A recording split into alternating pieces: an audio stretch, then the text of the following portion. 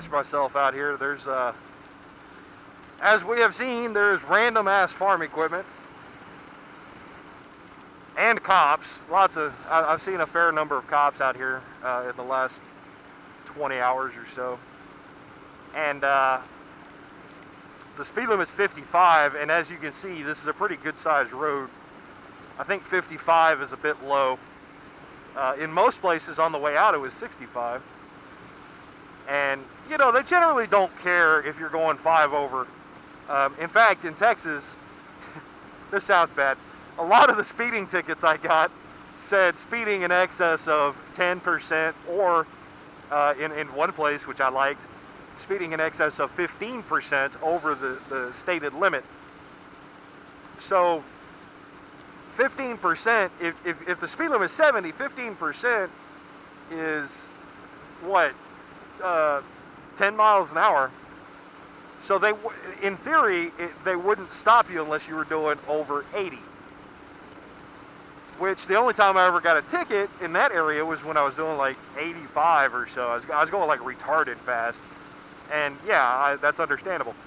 So I don't even think that the 5 mile an hour rule is effective anymore. I think most places use the percentage rule, which actually makes more sense. The general reason for that type of rule in saying we're not going to hold you to the letter of the speed limit is that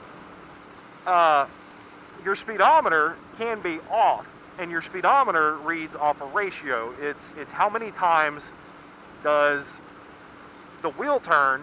You know, there's a little gear in there that turns another gear that turns the speedometer cable, or on a modern vehicle, it's a gear that turns a sensor. Well, gears work on ratios. So if your gear is off by 1 tooth, it might be 5 or 6% difference.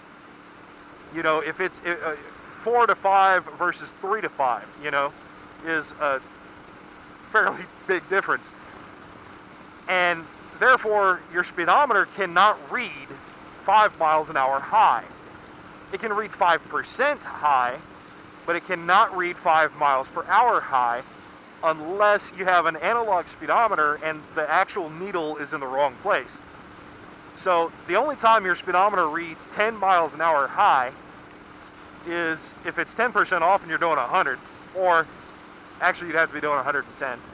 Or, no, if you're doing 100, it would read 110, you know, you see what I'm saying. Or the little needle is in the wrong place. If you come to a stop and it hits 0, but at 70 miles an hour, it's reading 75, it's not 5 miles an hour off. It's 7 or 8% off. So having your law say 10% over is fine makes a lot more sense.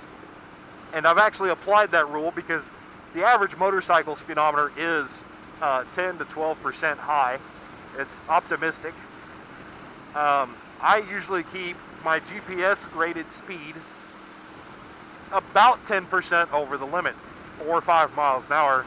Just kind of depends on how low the speed limit is.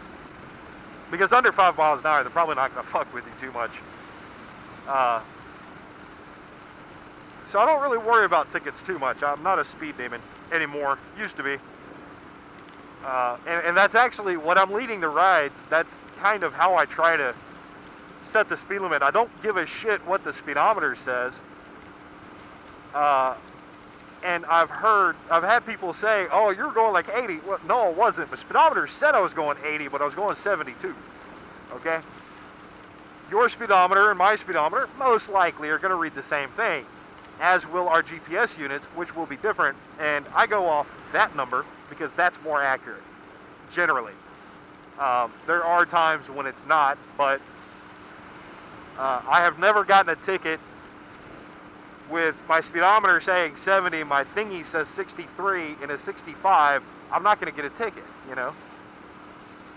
In fact, I could run the speedometer up to 77, which would only be 70, and I'd still get it, be fine, you know. So that's just food for thought whenever you're out riding, especially if you're using a navigation unit that shows your speed, which I think all of them do now. something to keep in mind.